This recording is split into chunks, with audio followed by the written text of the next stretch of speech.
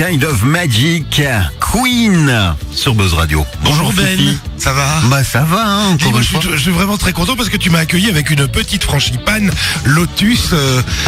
J'ai hâte. Hein. Ah, elle est pas artisanale celle-là, mais bon, c'est pour moi, je t'ai déjà dit, tu ne pourras pas repartir avec.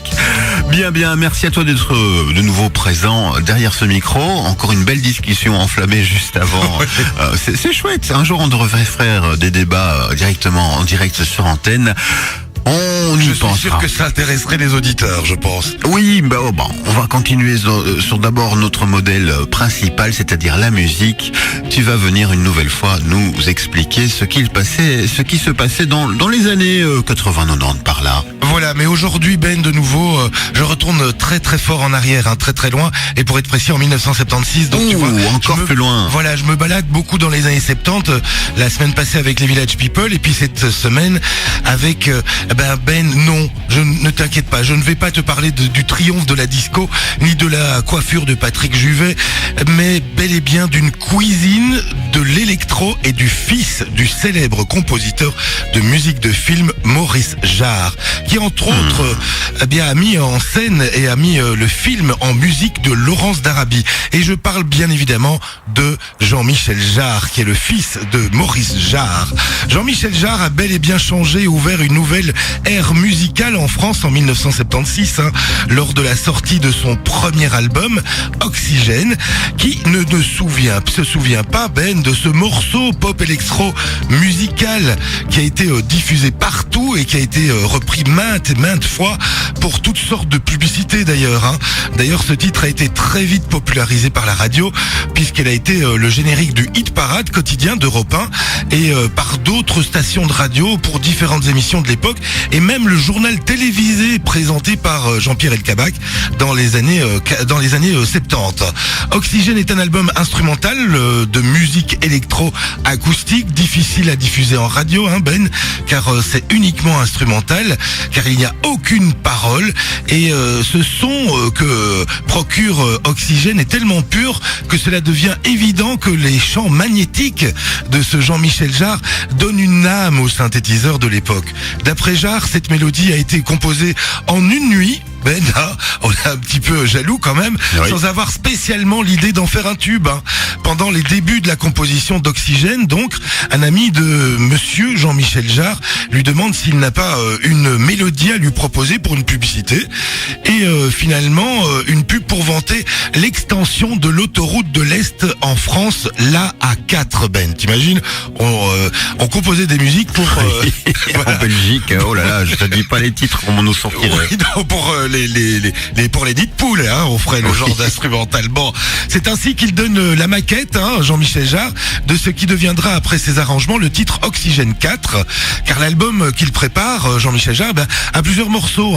C'est Oxygène 1, Oxygène 2, Oxygène 3, et c'est le fameux Oxygène 4 qui fonctionne. Jean-Michel Jarre lui propose donc la partie 4 de son futur album. L'idée au moment de cette composition est basée sur un bruit de vent qu'on a pu entendre au tout début, et il veut une composition limpide, comme si l'on fixait l'horizon au bord de sa voiture, voir loin devant soi. Voilà le thème d'Oxygène 4, son morceau qui devient le titre le plus connu de la planète grâce à ce déclencheur qui est juste une petite publicité radio, Ben. Oui. Bon, Oxygène 4 est devenu le tube incontournable et incontesté de Jean-Michel Jarre en 1976. Cette mélodie venue d'ailleurs a fait des milliers de fois le tour du monde, car il s'est vendu quand même à 15 millions d'exemplaires. C'est pas mal pour un instrumental, quand on sait qu'à l'époque il n'existe que 3 chaînes de télévision et peu de chaînes de radio, donc on mesure mieux l'impact de cette diffusion répétée de cette chanson. Et grâce à cette publicité que ça a pu produire sur le public, donc cette diffusion a vraiment été très large, et les gens ont vraiment très très accroché sur cet instrumental. Le son est tellement pur et électro d'Oxygène, Ben, que même les magasins de chaînes hi-fi de l'époque utilisaient l'album de Jean-Michel Jarre en diffusant dans les baffles le fameux Oxygène 4 pour faire la démonstration des capacités stéréo de leurs produits, t'imagines. Et Ben, l'apothéose et la cerise sur le gâteau, Jean-Michel Jean-Michel Jarre ne manque pas d'air, car il nous dit que cet album et ce morceau a été conçu tout simplement dans sa cuisine, qui apparemment lui servait de studio d'enregistrement, et on en a le souffle coupé quand il nous dit ça. Un manque d'oxygène, hein. Finalement, il transperce notre admiration.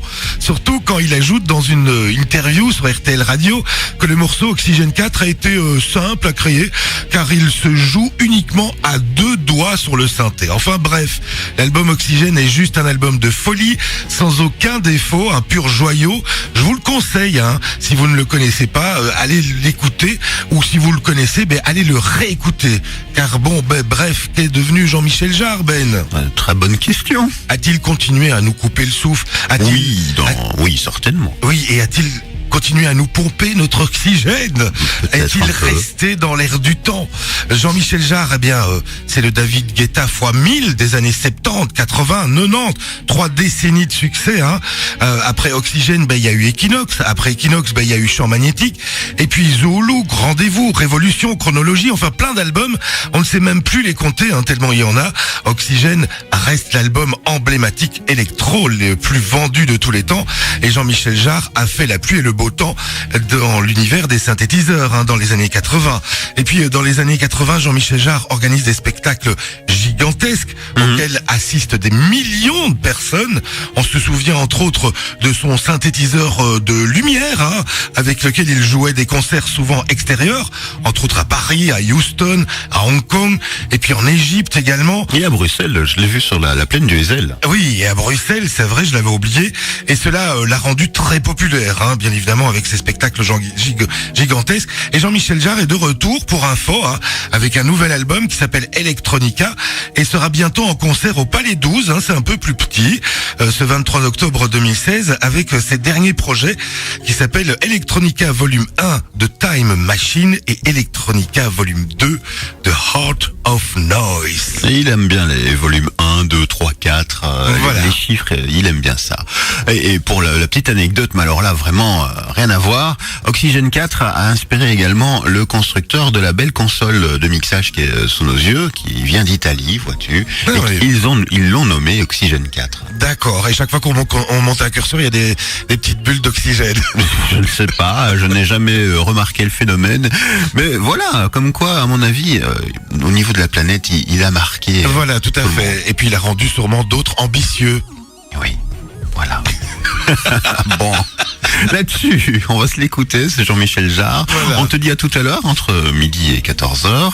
Et demain également, hein, pour la dernière de la semaine au niveau chronique pop culture. Oui, et demain, vraiment une surprise, hein, je vous emmènerai...